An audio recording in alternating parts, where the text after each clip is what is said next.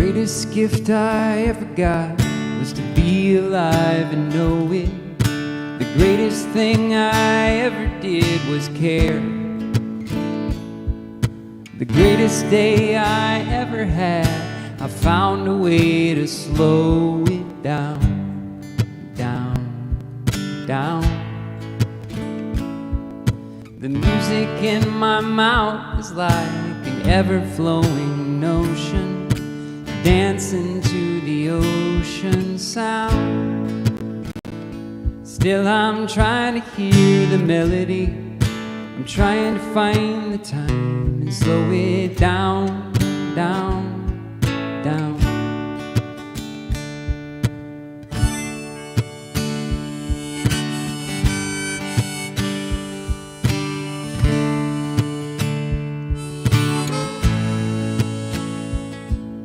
I woke again this morning and I felt so truly grateful. I'm giving up the hateful things inside.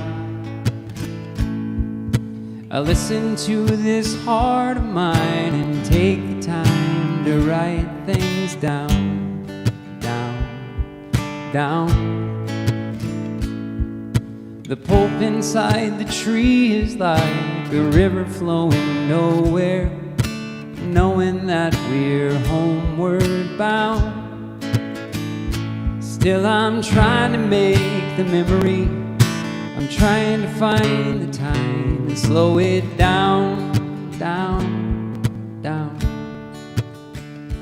Well, there are voices from the grave, they aren't telling me how not to be a slave of my brain. I lay them down, down, down. I lay them down, down, down.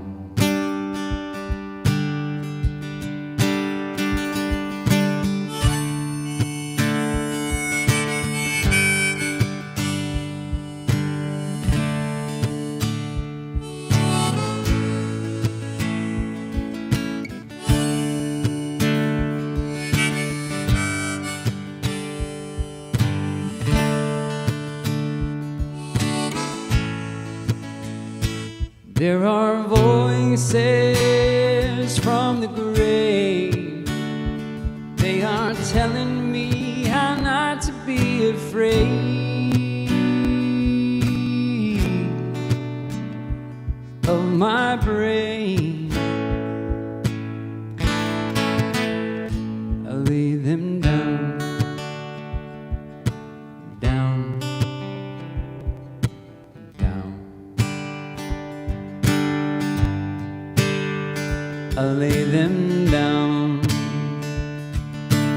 down, down.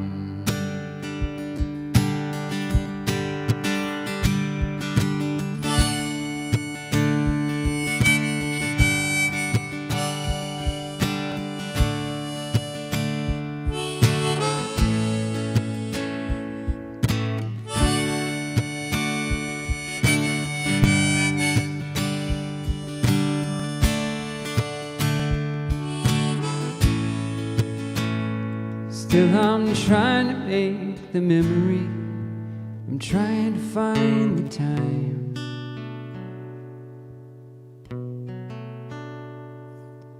and slow it down.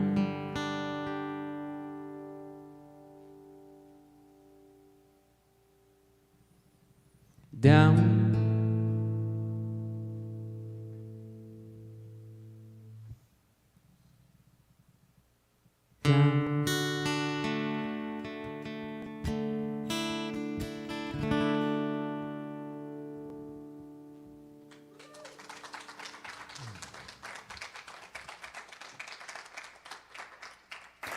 Great song. TJ, thank you so much. That was awesome. Is that yours? That is an original, Wow, even more special. Thank you so much. That was awesome. So good morning again, dear ones, those of you in the sanctuary with me this morning. Greetings to everybody joining us thanks to technology. Judy and Jody and Suzette and Sophia and Dee and Kansas and Candace and a couple of other somebodies that I can't quite read the name. But anyway, welcome. It's great to see all of you with us this morning. Hey, there's Sophia. Hi. Welcome. Good to have you with us. So I want to introduce to you, first of all, I want to introduce my guest. This is Ted.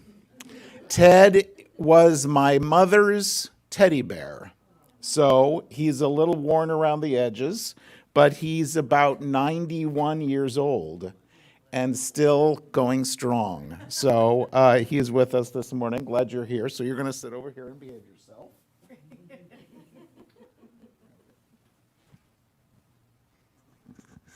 So if you're a minister, this is a rich Sunday because, as you may know, St. Patrick's Day is Thursday. So we could talk about creating luck and finding our own luck and all that sort of thing. Or most of us anyway, we just sprung forward and moved our clocks ahead 1 hour. So we could talk about springing forward versus falling back. Or we could talk about the theme of the month, which is what I'm going to do. And if you've been with us this month, you know that we've been talking about humor and about a little lightness. And if you were with us last week, you know Reverend Suzette talked about playing the game of Twister with God, which was incredibly cool. If you weren't with us, I invite you to go on the website or go on Facebook and listen to Reverend Suzette's message because it was awesome. So my topic for this morning is a spoonful of humor. Let's try that again. A spoonful of humor is the medicine, or refinding our smile. We probably have stuff for the purpose of having fun. We might have golf clubs. I never could see the point, but if that's your thing, more power to you. We might have snowboards. We might have mountain climbing gear. We might have cooking stuff. If cooking is your thing, we might have, all the cooking equipment. Whatever it is that brings you joy and pleasure, we might have all that stuff.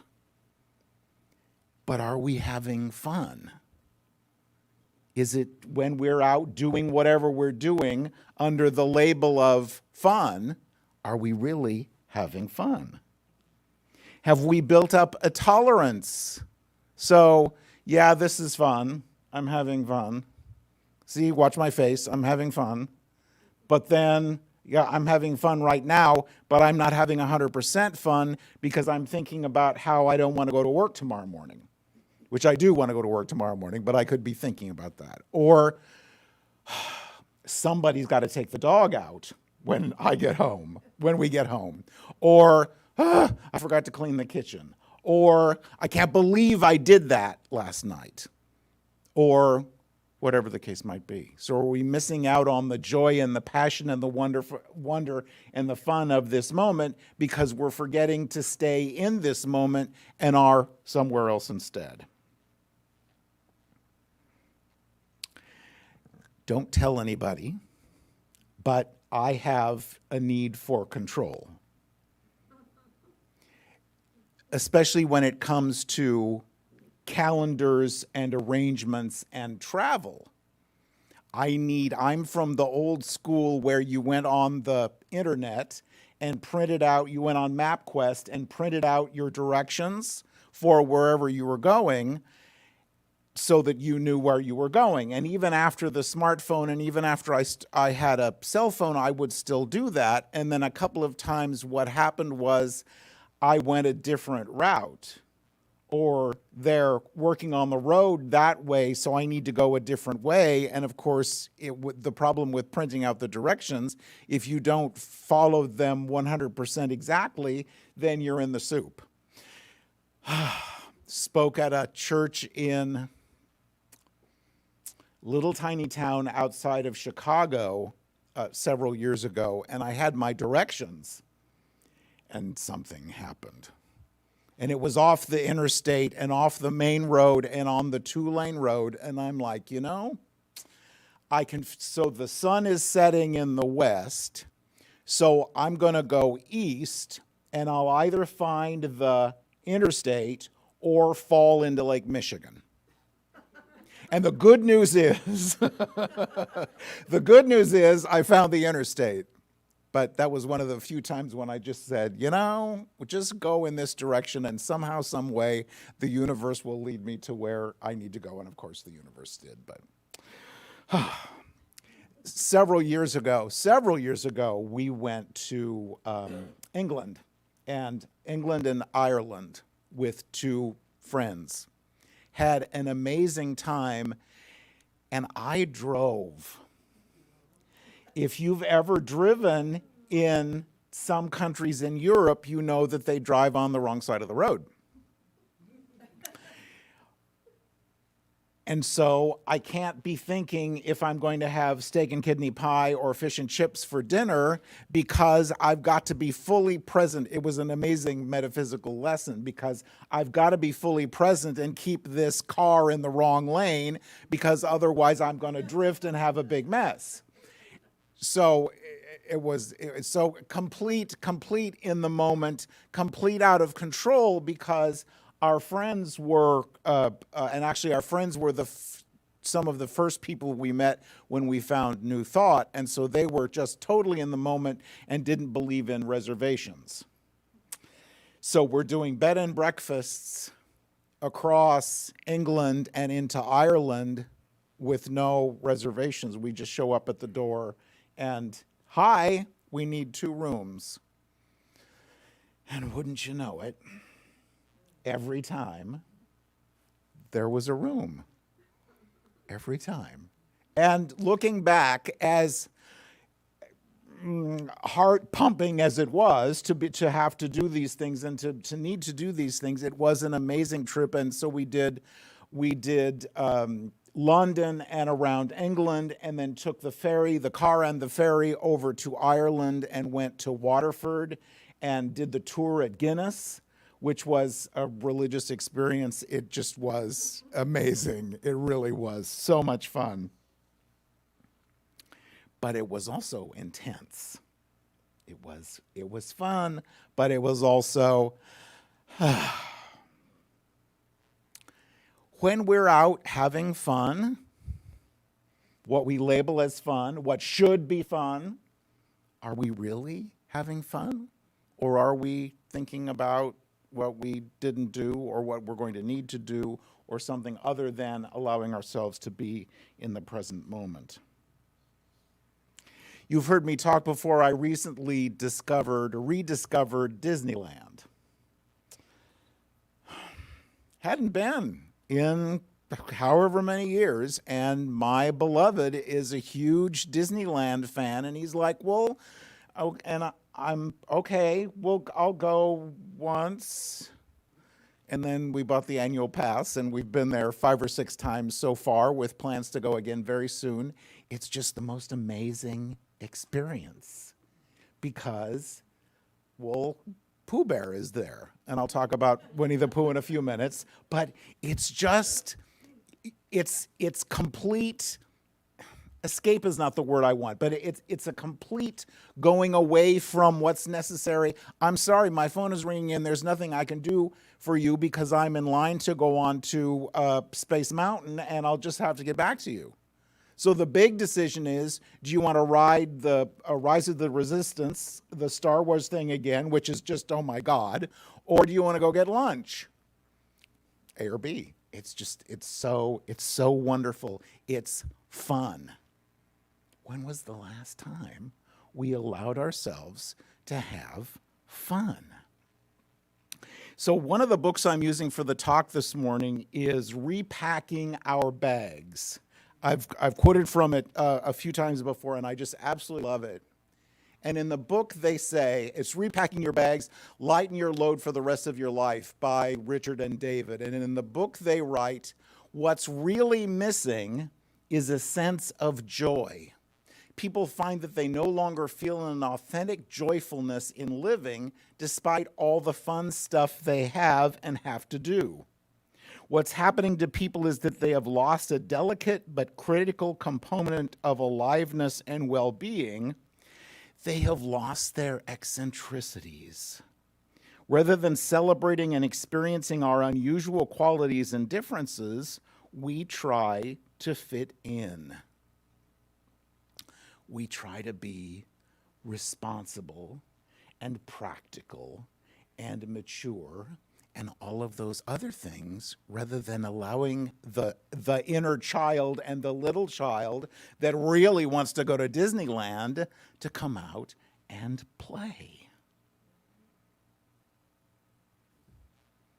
Continuing on, we lose the wonderful weird edges that define us. We cover up the eccentricities that make us unique. Alfred Adler, the great 20th century psychologist and educator, considered these eccentricities a vital part of a happy and fulfilling lifestyle. So I'm going to share a couple of things with you this morning about myself. So I'm coming out of the closet in a way, so prepare yourself for this. I wear slip-on shoes and I wear tie shoes just like you do. And the way I tie my shoes is with rabbit ears.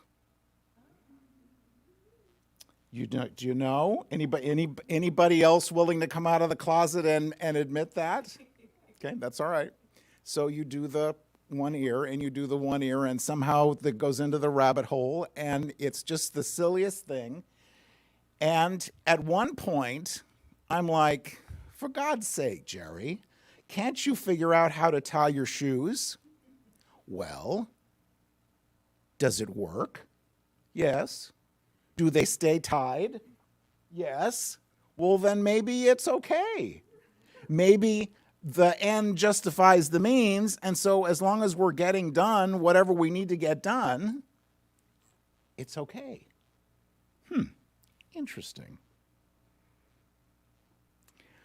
Our physical bodies, our wisdom, our experiences, our insights, all of these, all the history, everything we've been through come together to make us who we are.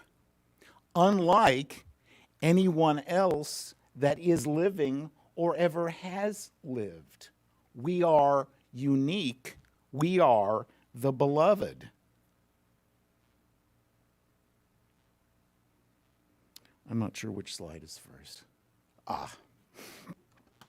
So Winnie the Pooh, Pooh Bear, is my hero. He is a bear of very little brain, if you know the story, and he is absolutely wonderful. And I love the stories. And in the second story, he meets Tigger. If you're familiar with the story, you know it's Paul Winchell's voice, who is absolutely wonderful. And Tigger is loud and a little obnoxious and always right there. And he sings his song about who he is. And I don't remember all the words, so I won't go into that. But the last part of the song is, but the most wonderful thing about Tigger's is I'm the only one. I'm the only one. You are the only one. There is no one else. There never has been anyone else and never could be anyone else who is exactly like you. That's who we are. As the beloved, that is who we are. Wisdom comes in the most amazing ways and in the most amazing places. And we were at Cracker Barrel, of all places, in Las Vegas several years ago. And if you've ever been to a Cracker Barrel, you know that the food is amazing and they have all the stuff, all the decorator items and the 2-pound Reese's cups and all the rest of those things that you couldn't possibly live without. And one of the things they had in the gift shop is this a plaque with these words. I am not beautiful like you. I am beautiful like me. Wow. How would our lives be different if we allowed ourselves to recognize that? How would our lives be different? And I'll talk much more about that. Can we honor and celebrate ourselves as ourselves? Recognize what we want to do. Recognize what's fun for us. And what's fun for us may have absolutely nothing to do with what's fun for somebody else, and that's okay. So we go with them and have their fun, and then they go with us and have our fun or not. And that's okay either way. But without discounting what wags our tail, we give everybody the opportunity to have their tail wagged, as it were. The 75th anniversary of Forbes magazine, and I think I have a slide for this. Yes, the 75th anniversary issue of Forbes magazine in 1992 included articles about why we feel so bad when we have it so good. One of their points was that we're always going somewhere, but never being somewhere. In this teaching, in this wonderful teaching, we're learning and we're growing and we're expanding and we're taking classes and all of that, but do we ever give ourselves the opportunity to just slow it down and be? Do we give ourselves the opportunity to just be? We get trapped into thinking we'll be happy if we behave a certain way, live a certain lifestyle, and purchase all the products that go along with it. And my words, until we get there, wherever there is, we can have that destination anxiety. You know, I'll be happy as soon as I get a new relationship. I'll be happy as soon as I get out of the current relationship. I'll be happy as soon as I get a new car or finish my degree or get the house painted or whatever the case might be. And while goals and dreams are important, the problem is that we're postponing our joy and postponing our contentment until that day. Because life really is about the journey, not the destination.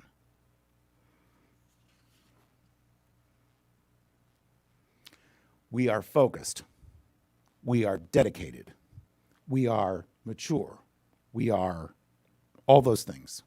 But do we take time for fun? Do we have to be doing something every moment of the day? Or can we just, I know, right? And that's okay. But can we allow ourselves to go to the park? Take the dog to the park. Go to the mountains. Go to the beach. We live in San Diego. The number of people that spend real money to come to San Diego, and when was the last time, and you may do this, I do not for whatever reason, I don't go to the beach. I don't go to the mountains. I don't go to the desert unless I have company from out of town. How goofy is that? All those opportunities to get out and have a little fun. And fun for you might be different fun, might not be fun for somebody else, and that's okay.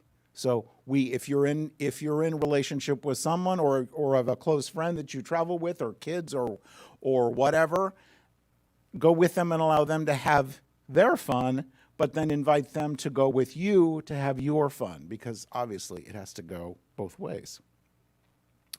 We lived in Boston for 2 years in the mid-90s, and which was an amazing experience, firstly, just because I'm from San Diego, and had never seen nor'easters and snow and all the rest of that, but Boston is right there. So it's right there next to New York. And so every weekend we would go someplace, And one of the weekends we drove to Vermont, I think it was Burlington, and went to Ben and Jerry's. Dang. Talk about a religious experience. Because, of course, you get to test whatever it is you want to test. And just, they were so gracious and so wonderful. And it was amazingly beautiful because it's real close to Lake Champlain. Just an amazing experience. And you might remember the theme from Ben and Jerry's. And this was probably before they got bought by, I don't know, who is it? Colgate-Palmolive or whoever owns them, some conglomerate.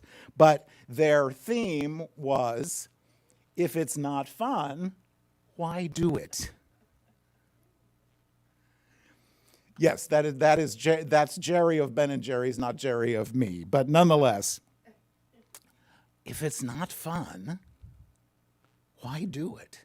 If it doesn't make our tail wag, if it doesn't make our heart sing, if it doesn't give us a smile, why do it? It's an interesting question. We're making more money. Yes, we're spending more money. Purchased gas in the last few days. Oy vey. But we're also we have a pretty good life in San Diego, and we're doing pretty well, but are we having fun? And does whatever we're doing make us happy? Reverend Suzette talked last week about work, and my words, not hers, but that whatever you call work, how important it is that it wags your tail, and you want to do it whether they'd pay you or not. Again, my words, not hers. But how important it is, because how often, and it might have been your experience, it certainly has been mine, that we go home Friday night and start not wanting to go to work Monday morning. And so we spend the whole week, we lose the weekend in anticipation and in dread about having to go back to work Monday morning. Excuse me. However much money we're making isn't enough because we're giving up part of our life. So if it's not fun, why do it? Are we so mature and focused and responsible that we miss out on the joy and the wonder and the passion? Now, admittedly, I tend to be buttoned up. I have many, many fun t-shirts. I have my Mickey Mouse shirt, my green Mickey Mouse shirt that I was gonna wear this morning, but it was just a little too casual. So maybe next week for St. Patrick's Day when I'm not on the platform. But nonetheless, are we so buttoned up that we're missing out on the fun and the joy and the wonder of this thing called life? And what happened to our smiles and our laughter? In the 18th century, Sebastian Camfort said, "The most wasted day is one in which we have not laughed." At situations, at children, at pets, dogs, birds, cats, stoats, goats, elephants, aardvarks, whatever beastie you live with, come on now. There's got to be some humor in that dog. Judy, I bet you see an amazing amount of humor in those birds. That's the joy. That's part of the joy of life, and how important it is for us to allow ourselves to recognize that. I would also suggest, and this has been a long time coming for me, that we have to allow ourselves to laugh at ourselves. I am from the old school that you got to pick up the phone and call. Seriously? Crap. Okay. You have to pick up the phone and call. And so I need a document for the mortgage refinance that I'm doing. So I pick up the phone and I call. your wait time is 4,629 minutes. And I'm like, dear God. So I called the loan officer back, and I'm like, is there anything we can do? And he said, well, you didn't go on the website? Man. So 3.5 minutes later, I have downloaded exactly what I needed off the website. I know, I'm hurrying. Yeah. Wow. So after beating myself up, I was reminded that sometimes I can let it be easy and think about easier ways to do whatever it is. So I'm laughing at Emma because I'm running out of time here. No, it's not your fault. So about me, about what we love, about what we do differently from somebody else. Can we recognize that as part of our perfection? Rather than beating ourselves up because we're different from someone else? My food does not touch. I need a plate with when I come to your house, I need a bowl for my salad or my coleslaw because I don't want my salad dressing running all over my potatoes. I want butter on my potatoes and gravy on my meat, but not the other way around. I have rules, and it's important, and it's remarkably goofy, and that's okay.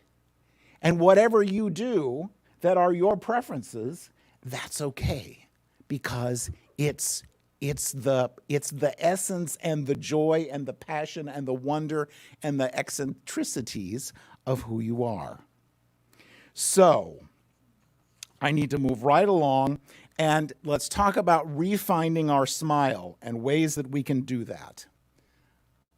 We'll pass perfections, we'll pass that. All right, so prime your smile. What do you like?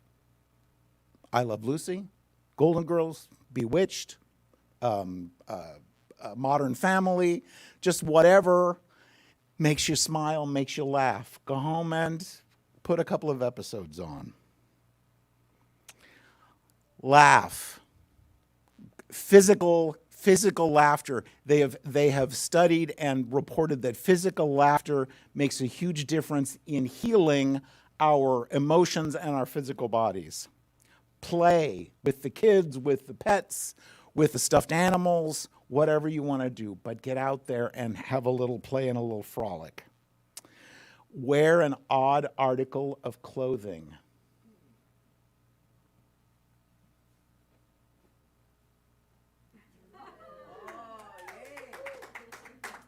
My Mickey Mouse socks. Do you know about the Red Hat Society? Just amazing. And the poem, I'm gonna get in trouble and take 5 extra minutes because I just so love this. When I am an old woman, I shall wear purple, with a red hat which doesn't go and doesn't suit me, and I shall spend my pension on brandy and summer gloves and satin sandals and say we've no money for butter. I shall sit down on the pavement when I'm tired and gobble up samples in shops and press alarm bells and run my stick along the public railings and make up for the sobriety of my youth. I shall go out in my slippers in the rain and pick flowers in other people's gardens and learn to spit. You can wear terrible shirts and grow more fat and eat 3 pounds of sausages at a go, or only bread and pickle for a week, and hoard pens and pencils and beer mats and things in boxes. But now we must have clothes that keep us dry and pay our rent and not swear in the street and set a good example for the children. We must have friends to dinner and read the papers. But maybe I ought to practice a little now, so people who know me are not too shocked and surprised when suddenly I am old and start to wear purple. I love that. I love that. So on our list, finishing up, call in well. Do you take, if you're still working, do you take mental health days? We used to do that in school every once in a while. Just, I'm not sick, I don't wanna. And that's okay. Do one deviant thing a day for the next 10 days. So go a different way to work, have tea instead of coffee, do something that you don't normally do. And put the baseball bat down. What do we beat ourselves up about? Because we should, or we should have, or we shouldn't have. Put the baseball bat down and just allow. So my questions, your homework, are we living our own version of the good life, or are we living somebody else's? Have we lost or found our smile? And are we having more or less fun than we did 5 years ago? So why does it matter? It matters because it's about how we inhabit our lives. If we inhabit our lives in joy and lightness and humor and possibility, life brings us more of those experiences. If we inhabit our lives in judgment and struggle and regret and resentment, life brings us more of those wonderful experiences because, as you might have heard, what we focus on expands. You might have heard that somewhere. So I want to close with a video very quickly, and then we'll pray, I promise.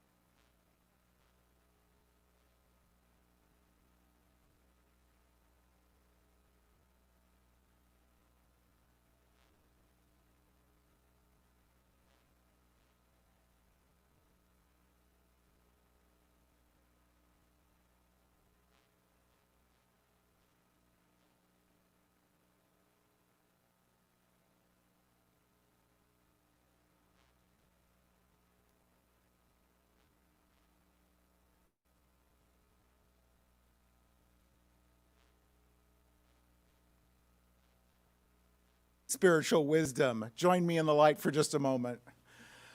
And in the peace and the quiet and the joy and the passion of this moment, we come together in gratitude for the opportunity to be together today, for the opportunity to be reminded of the truth of our being, that we are the beloved in our uniqueness, in our joy, in our passion, in our past, in our future, in our eccentricities. We are the beloved.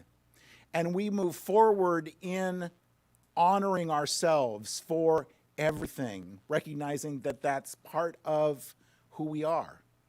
We recognize that we are one with, we are the essence, expression, and experience of spirit. We honor ourselves and move forward in this joy, in this passion, in this humor, and we allow ourselves to laugh.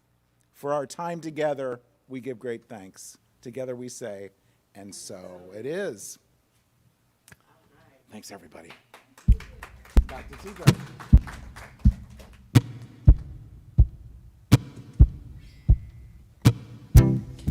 Songwriting it's a form of play, you know? So one day I was just looking around the room and I was like, what do I see? And I saw a book.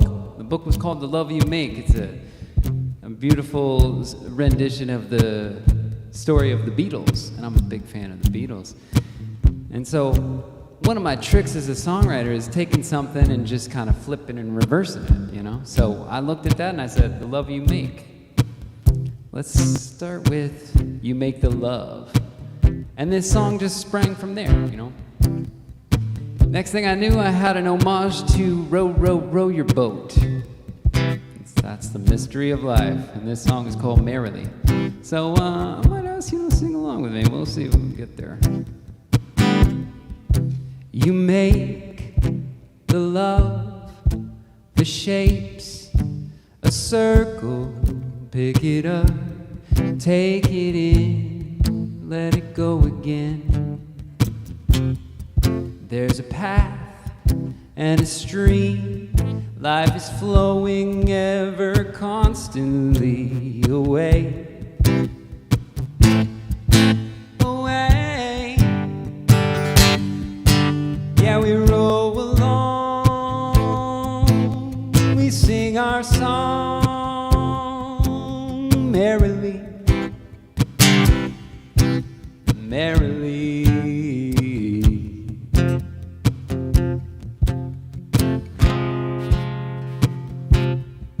It's a song, it's a face, it's a world way back when time stood still in place, when the fall was a teacher. There's a dance in the air. Do you feel it? Do you care at all? Then fall. Yeah, we roll along. We sing our song merrily, merrily. Roll along. We sing our song merrily, merrily.